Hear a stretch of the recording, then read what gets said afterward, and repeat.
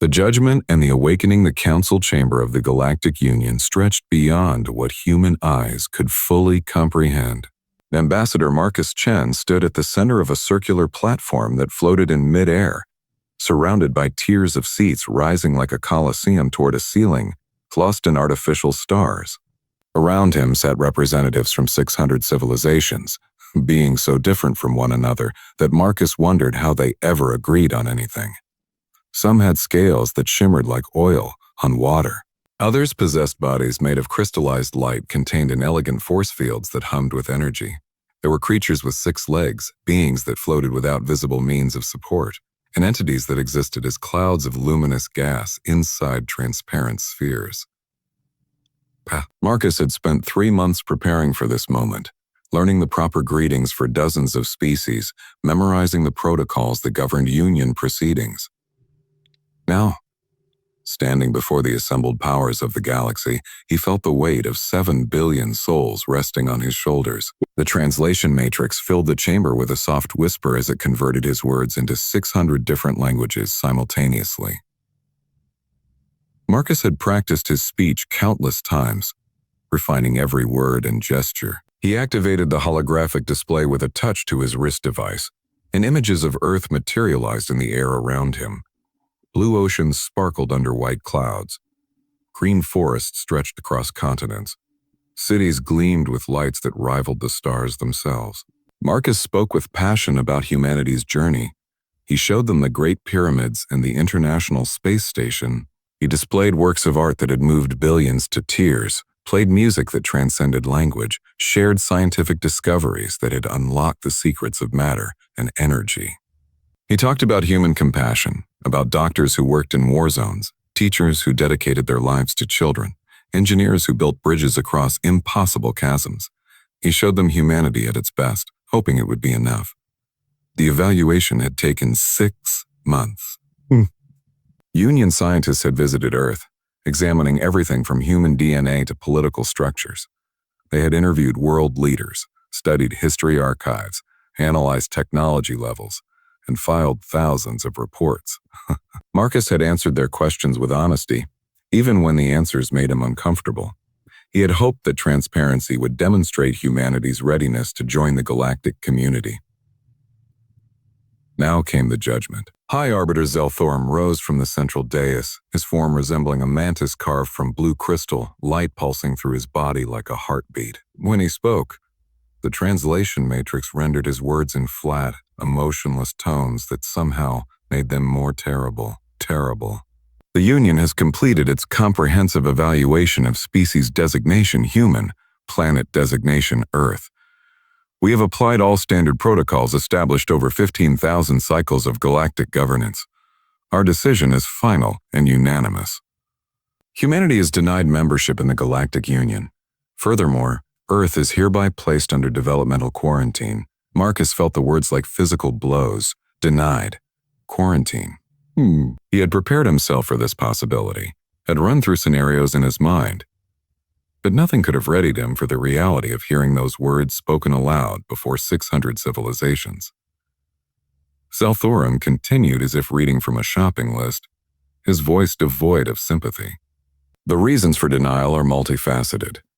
First, humanity demonstrates insufficient planetary unity. Your species remains fractured into competing nation-states with separate military forces and conflicting interests. Second, your historical record reveals excessive violent tendencies. Humanity has engaged in continuous warfare for millennia, with weapons development consistently prioritized over peaceful advancement. Third, your technological development is inadequate. Human spaceflight capability remains confined to your immediate solar system. Fourth, psychological evaluation indicates aggression parameters and territorial behaviors that exceed acceptable standards for Union integration.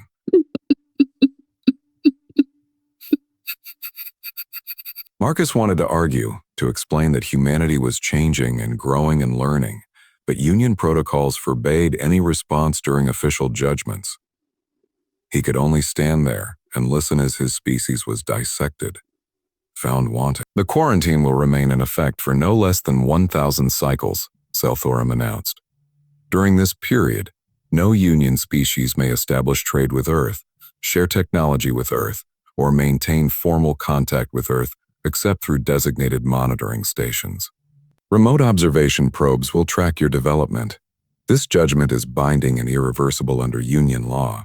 1,000 cycles. Marcus did the calculation automatically.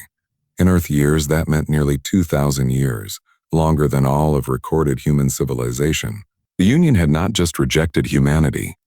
They had sentenced Earth to isolation that would span generations beyond counting. The chamber erupted in discussions among the alien representatives.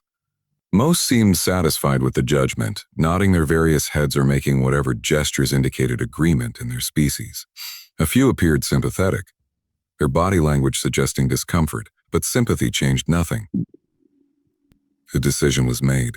Humanity would remain alone. Marcus stood on that floating platform, representing billions of people who had just been told they were not good enough for the galaxy. The Union had looked at everything humanity had achieved and found it insufficient. They had measured human worth and declared it lacking. The return journey to Earth took 4 weeks aboard a Union transport vessel.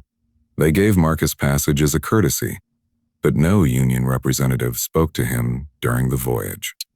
He spent most of the time in his assigned quarters, staring at the metal walls and trying to find words that could soften the blow he would deliver to his species. How do you tell an entire planet that they have been rejected by the universe itself? When the transport finally reached Earth orbit, Marcus took a shuttle down to United Nations headquarters in Geneva. The General Assembly had convened an emergency session, with leaders from every nation gathered to hear his report. They filled the massive hall, their faces bright with hope and expectation. That hope died the moment they saw Marcus's expression.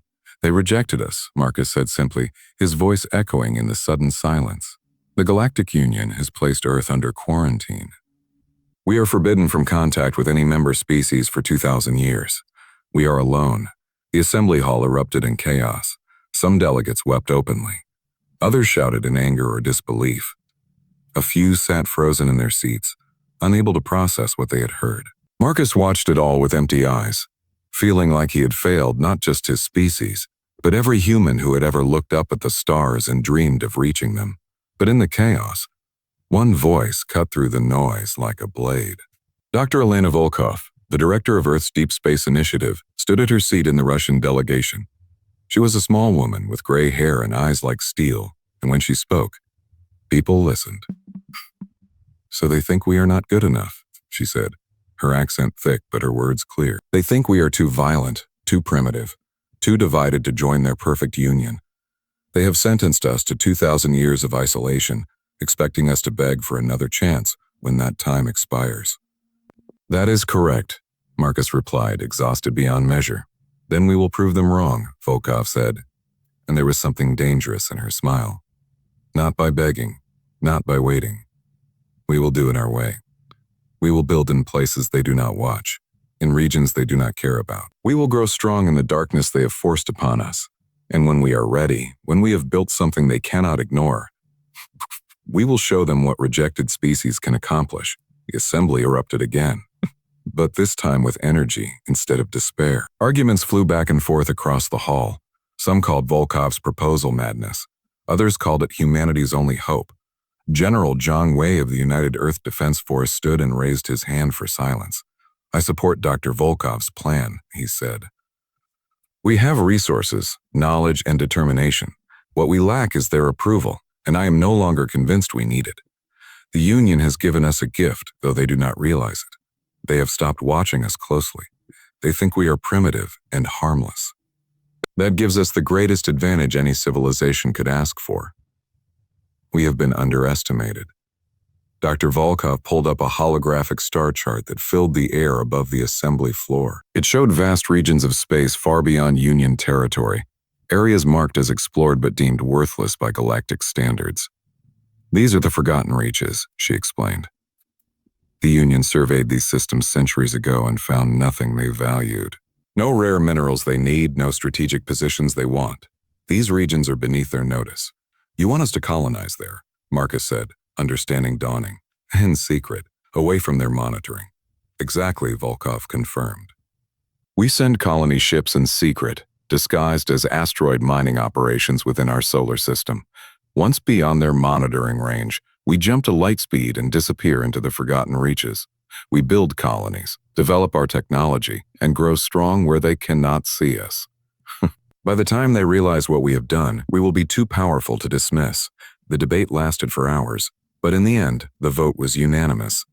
Humanity would not wait for the Union's permission to reach for the stars. They would build their own path, hidden from those who had rejected them. Marcus Chen watched the proceedings and felt something stirring in his chest. Not hope, not yet, but something close to it. Purpose, perhaps, direction. Dr. Volkov approached him after the vote. "You did well, Ambassador. You represented us with honor. The rejection is not your failure. It is their blindness." "What do we do now?" Marcus asked. "Now," Volkov said with that dangerous smile, "we build an empire in the shadows. And someday the Union will realize their mistake." 6 months later, the colony ship Pioneer's Defiance launched from a hidden facility on the dark side of the moon. Officially, it did not exist. The Union monitoring probe stationed near Earth detected nothing unusual, just routine traffic between Earth and its lunar installations. The probe had no way of knowing that the seemingly ordinary cargo vessel contained 5,000 colonists, enough supplies to terraform a world, and humanity's determination to prove everyone wrong. Marcus Chen stood at the observation window of the lunar facility and watched the Pioneer's Defiance vanish into the darkness between stars.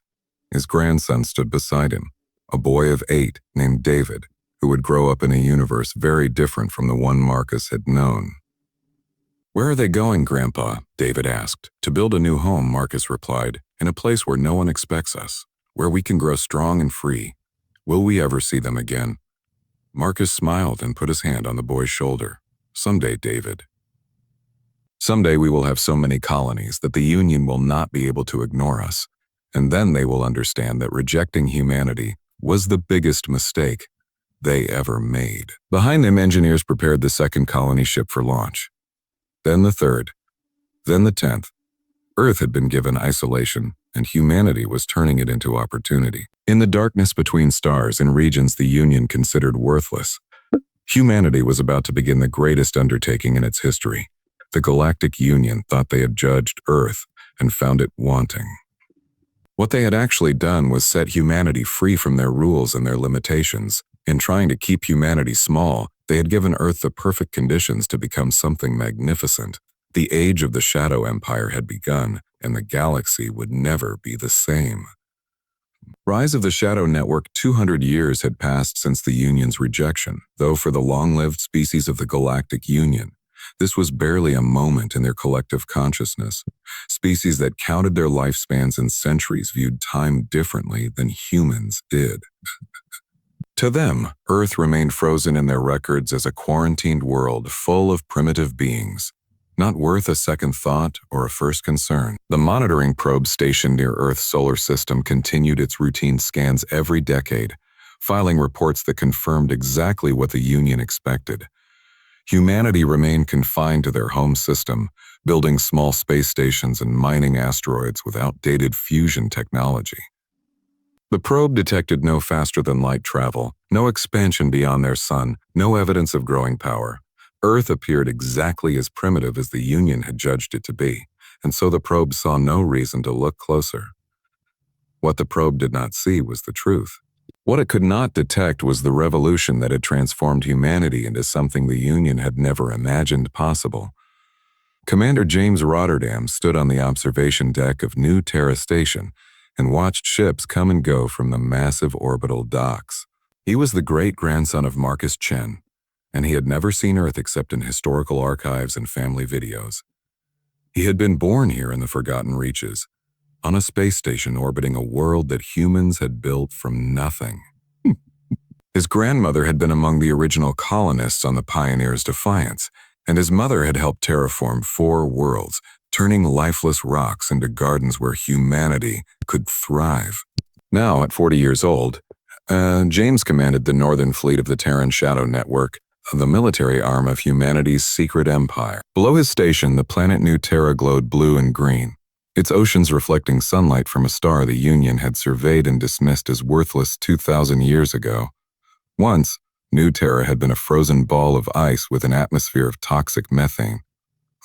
Humanity had changed it over 80 years, using terraforming techniques the Union considered impossible for primitive species.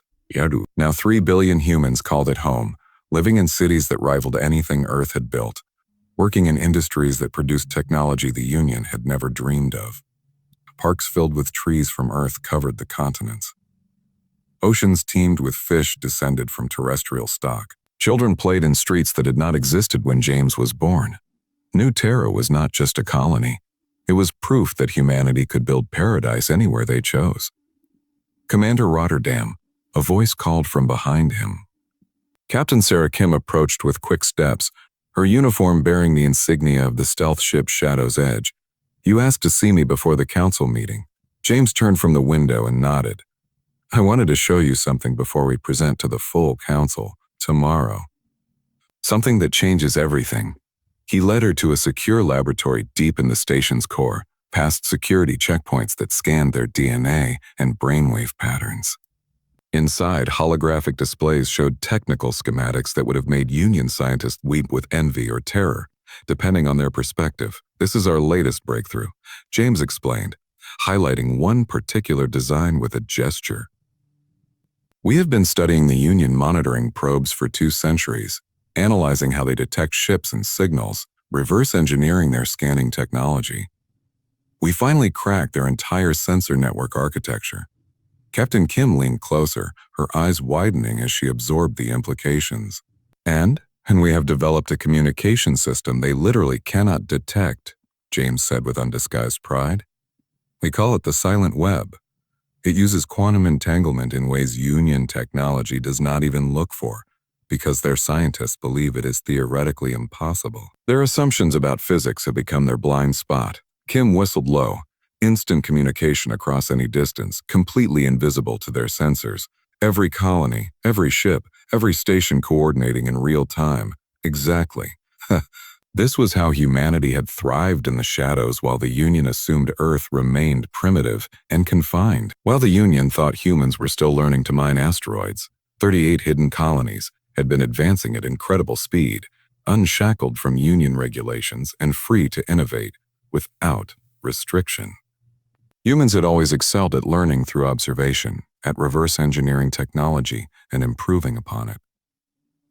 The Union's own monitoring probes had become humanity's greatest teachers. By carefully studying how they worked, human scientists had learned to build better versions. By watching Union ships pass through distant regions on their trade routes, humans had developed their own faster-than-light drives that were different from Union designs, but equally effective and far more efficient. "The Union thinks they are so advanced," Kim said with a grin. "But they have been using the same technology for 10,000 years. They stopped innovating because they never needed to. Comfort breeds stagnation." James nodded. "Exactly right. They are comfortable, stable, set in their ways. Meanwhile, we have had to fight for every advancement. We could not afford to be comfortable. Necessity drove us to exceed them." He pulled up another display showing population statistics that would have shocked any Union analyst. 15 billion humans now lived in shadow space, scattered across 38 worlds. Some were garden planets like New Terra, transformed into paradises through human ingenuity. Others were harsh environments that Union species would never attempt to colonize, like the volcanic world Forge, where humans lived in underground cities cooled by massive heat exchangers and powered by geothermal energy. Humanity had discovered something the Union never understood because their member species had evolved on comfortable worlds. The Union's definition of habitable was far too narrow. Species raised in gentle environments could not adapt to extremes, but humans, forged in Earth's harsh and variable climate, could survive almost anywhere with the right technology and determination. "So tomorrow's council meeting is about something big," Kim said, her expression growing serious. "I have heard rumors, new applications for membership in the network." James nodded. 5 more species want to join us. All of them rejected or ignored by the Union, just like we were. The Terran Shadow Network had started as purely human, hiding and growing in the darkness. But over the decades, they had encountered other species that the Union had dismissed. Some were considered too primitive to bother with. Others came from regions too remote to matter in union politics. A few had failed their union evaluations for reasons as arbitrary as humanity's rejection, judged by standards that served union comfort rather than objective merit. Humanity had offered them something the union never did, a second chance, and a place in a growing community that judged beings by their actions and potential rather than by arbitrary standards created by the comfortable and powerful. The vote the next day took place in a massive conference chamber on New Terra, in a building constructed specifically to accommodate different biologies. Representatives from 13 species gathered around a circular table built with sections adjusted for their varying sizes and environmental needs. Humans sat alongside the crystalline Krell, whose silicon-based bodies glowed with internal light. The gaseous Venturi floated in elegant environmental suits that allowed them to interact with solid matter. The insectoid Mothran delegates watched with compound eyes that saw in spectrums humans could not perceive. James presented the 5 new applicant species to the council.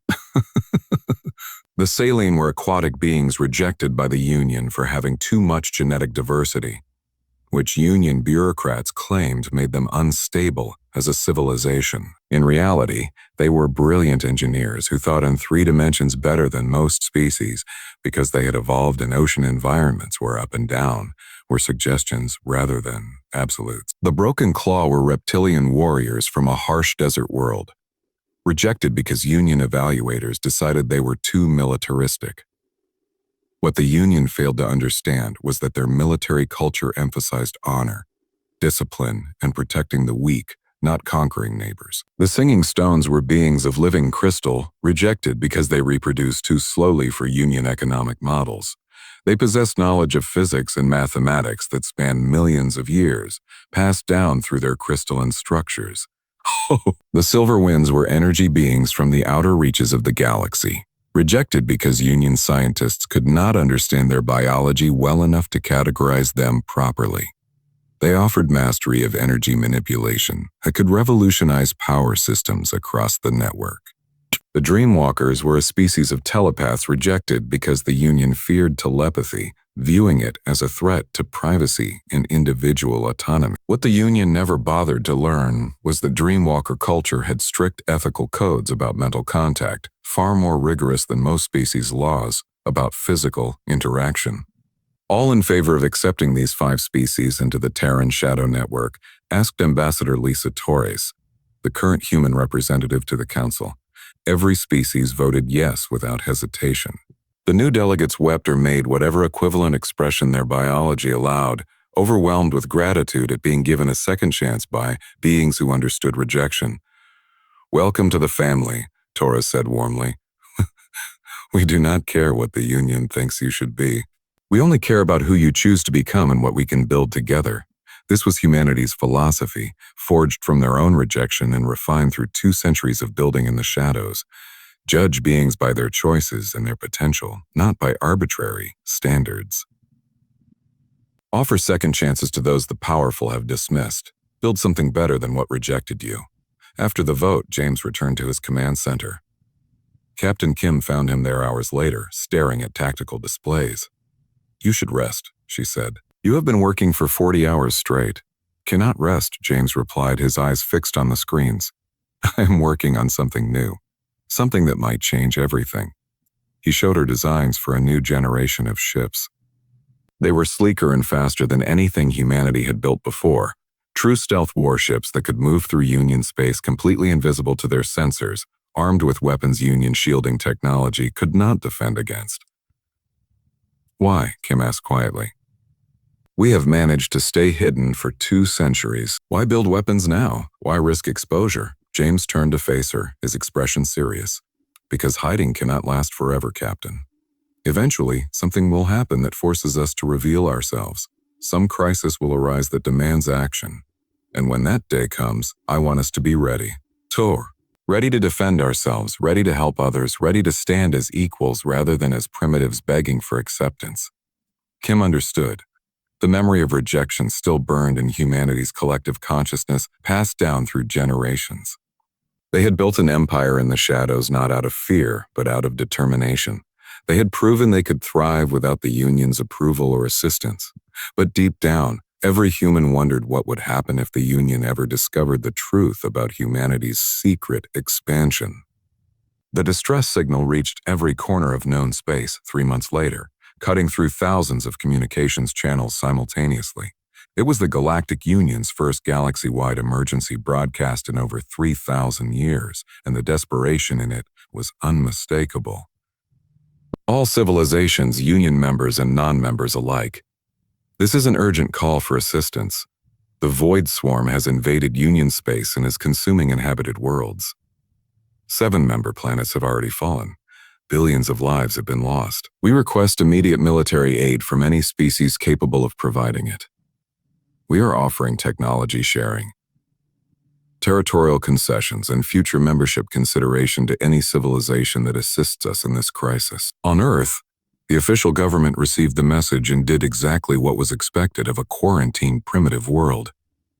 They sent a polite response explaining that humanity lacked faster-than-light capability and could not possibly assist, while wishing the Union success in their crisis. The message was filed away in Union databases and forgotten immediately. But in shadow space, 15 billion humans and their allies heard the same distress call, and the response was very different. James Rotterdam stood in the war room on New Terra Station, surrounded by holographic displays showing the carnage in Union space. The Void Swarm was like nothing the galaxy had seen in recorded history, a hive species that consumed everything in its path, converting organic and inorganic matter into more of themselves. They had appeared from beyond the galactic rim 4 months ago, entering Union space through a region the Union had never fully explored because they assumed nothing of value existed there. The Union had been losing ever since, their rigid military doctrines and outdated tactics proving ineffective against an enemy that cared nothing for losses and everything for consumption. "Show me the latest intelligence," James ordered. His tactical officer, Lieutenant Marcus Webb, brought up new data that network intelligence agents had gathered. 7 worlds completely stripped of life down to bedrock. The Union has lost 50% of their military fleet trying to stop them. The Void Swarm does not negotiate, does not communicate. They just consume and multiply. Every ship they destroy, every planet they take, every being they consume makes them stronger. Their tactics, James asked.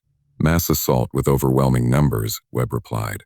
They sacrifice thousands of their own ships to break through defensive lines, then land-ground forces that literally consume everything organic and inorganic, breaking it down to fuel their expansion. The Union's standard battle formations cannot adapt fast enough. They fight by established doctrine, and the Swarm does not care about doctrine. James studied the data with the eyes of a career military officer who had studied every significant battle in human and Union history. What he saw made him shake his head in frustration. "The Union is fighting like they always do," he said, "by the book, using established tactics that worked against conventional enemies. But the Void Swarm is not conventional. They are treating this like a chess game when they should be treating it like a street fight. They are losing because they cannot adapt." "So what do we do?" asked Admiral Patricia Conquo, commander of humanity's Shadow Fleet and James's direct superior. "This is not our problem. The Union rejected us, quarantined us, dismissed us as primitive and violent. Why should we risk our people to save them?" The question hung in the air. Around the room, officers and advisors from multiple species waited for an answer. It was a fair question, one that deserved serious consideration. The Union had judged humanity unworthy, had isolated them for 200 years, had shown Earth no mercy and no second chances. They had done the same to the other species in the network, dismissing them as inadequate or inconvenient. "Gather the full council," James said finally. "This decision is too big for humanity alone. Every member species deserves a voice." 8 hours later, the leadership of the Terran Shadow Network assembled an emergency session. 18 species, all of them rejected or dismissed by the Union, debated what to do about the crisis consuming Union space. The debate was fierce and emotional. "Let them burn," growled a Broken Claw representative, his scales bristling with anger. "They called us too violent because we maintained warrior traditions. They dismissed our honor codes as primitive militarism. Now they want our help." Let them face their enemy alone as they forced us to face our challenges alone. Billions of innocent civilians are dying, countered a Venturi diplomat, her gaseous form swirling with agitation inside her containment suit. Civilians who never voted to reject us, who probably do not even know we exist. Children who have done nothing wrong. Do we condemn them for their government's mistakes? Do we become as cruel as those who rejected us? If we reveal ourselves, we lose our greatest advantage, warned a Mothran strategist, her mandibles clicking thoughtfully. The Union will know we have been developing in secret. They might see us as a threat rather than as saviors. They might attack us once the Void Swarm is defeated. The debate raged for hours. Some wanted revenge, to watch the Union suffer as they had suffered. Others argued for mercy, for proving themselves better than those who had rejected them. Still others worried about practical consequences, about exposure and vulnerability, and the loss of the strategic advantage that secrecy provided. James Reed-Derism listened to it all, then stood to speak. The room fell silent, giving him the floor. "I understand the anger," he said, his voice carrying clearly. "My great-grandfather died never seeing Earth again because the Union deemed us unworthy. My family has lived with that rejection for generations. Every person in this room, every species in this network, carries similar wounds. We were all told we were not good enough, not advanced enough, not worthy of joining the galactic community." He activated a display showing refugee streams fleeing from Void Swarm attacks. Others clutching children, elderly beings helped by younger ones, entire communities running for their lives, leaving behind everything they had ever known. "But these people did not reject us," James continued, gesturing to the images. "They are just trying to survive. They are not union bureaucrats or high arbiters. They are farmers and teachers and engineers and artists. They are people whose only crime was being born in Union space. And if we let them die because we want revenge on their government, then maybe the Union was right about us. Maybe we are too violent, too cruel to join civilized society." "So we help them?" asked the saline representative, her voice bubbling through her water-filled environment suit. "We help them," James confirmed, "but on our terms. We do not announce ourselves or ask for permission or gratitude. We hit the Void Swarm using tactics the Union cannot even imagine. We save as many lives as we can using methods they do not know exist. And we do it because it is right, not because we want their approval." "And if the Union figures out who is helping them," asked Admiral Okonkwo, "then that becomes their problem to solve," James said. "We act according to our values, not theirs. We save lives because that is who we choose to be." The vote was closer than James had hoped, but it passed. The Terran Shadow Network would intervene in the war, not for the Union's sake, but for the sake of innocent beings who deserved a chance to live. Admiral Okonkwo took direct command of the operation. 1,000 stealth warships, the pride of humanity's secret fleet, prepared for combat alongside 300 ships from network allies. 500 support vessels loaded with supplies, medical equipment, and rescue teams. Crews from all 18 network species volunteered for the mission, knowing they might not return. Our advantages, Okonkwo explained to her captains during the final briefing before deployment, are stealth, speed, and unpredictability. The Void Swarm has never faced an enemy they cannot see. The Union fights them head-on in massive fleet engagements. We will fight them like ghosts, appearing where they do not expect, striking where they are vulnerable, vanishing before they can respond. The plan was elegant in its simplicity and devastating in its execution. Ignore the big battles where Union fleets fought desperately against overwhelming numbers. Instead, target Void Swarm support infrastructure, their breeding ships that produced new warriors, their resource gatherers that fueled expansion, their coordination nodes that directed swarm movements. Hit them where they were weakest, destroy their ability to sustain their invasion, then disappear back into the darkness before they could retaliate. The first strike came 5 days later. A massive Void Swarm hive ship, grotesque and organic, was traveling to reinforce an attack on a Union colony world when it suddenly exploded from within. The swarm had no idea what happened. Their organic sensors detected no attacking ships, no weapons fire, nothing that their limited intelligence could identify as a threat. What they did not know was that Shadow's Edge and 15 sister ships had approached using stealth technology. The Union had never developed technology so advanced it made Union stealth systems look like children's toys. They had fired weapons using energy signatures the Void Swarm's organic sensors could not detect, weapons that passed through swarm shielding like it did not exist. And they had vanished back into the void before the hive ship's burning debris stopped, tumbling through space. The attacks continued with methodical precision. Void swarm breeding facilities hidden on captured asteroids erupted in fire as invisible attackers struck with surgical accuracy. Supply convoys found themselves ambushed by enemies that appeared from nowhere, destroyed everything, and disappeared like smoke. Coordination nodes that directed swarm movements went dark without warning, leaving swarm elements confused and disorganized. For the first time since entering Union space, the Void Swarm felt something their limited collective intelligence had never experienced before. They felt fear. They were being hunted by something they could not understand, could not fight effectively. The unstoppable swarm was being stopped by ghosts. The Union noticed too. Battle reports started including strange phenomena that Union analysts could not explain. Void Swarm ships destroyed by unknown weapons that left no conventional signatures.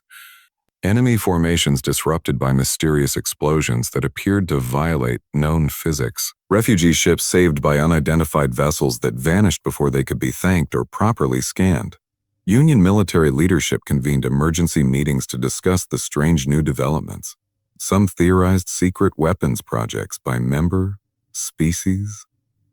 Others suggested unknown alien civilizations intervening. A few proposed that the Void Swarm was fighting itself, though that made no biological sense. None of them considered the truth that the primitive species they had rejected 200 years ago had grown into something magnificent and was now saving them from the shadows. The Union's own arrogance had become their blindness. They could not imagine that rejected species could exceed them, so they did not even consider the possibility. On New Terra, James Rotterdam watched tactical displays showing the war's progress. Network forces were turning the tide without the Union even realizing they had allies. The Void Swarm's advance had stalled and begun reversing. Captured worlds were being liberated by mysterious forces that disappeared before Union reinforcements arrived. "We are winning," Captain Kim said, standing beside him in the command center. "We are saving lives," James corrected. "Winning implies this was a competition. This is a rescue operation." "What happens when it is over?" Kim asked. "When the Void Swarm is defeated and the Union is safe again, do we just disappear back into the shadows?" James smiled, and there was something of his great-grandfather's determination in that expression. "That depends on what we find when we look in the mirror. If we are still the same species the Union rejected, then yes, we hide again. But if we have become something better, something worthy not by their standards but by our own, then maybe it is time to step into the light." On Earth, in a museum dedicated to humanity's first contact with the Union, a hologram of Marcus Chen still played on loop. It showed him standing before the Galactic Union Council, presenting humanity's achievements with hope and pride.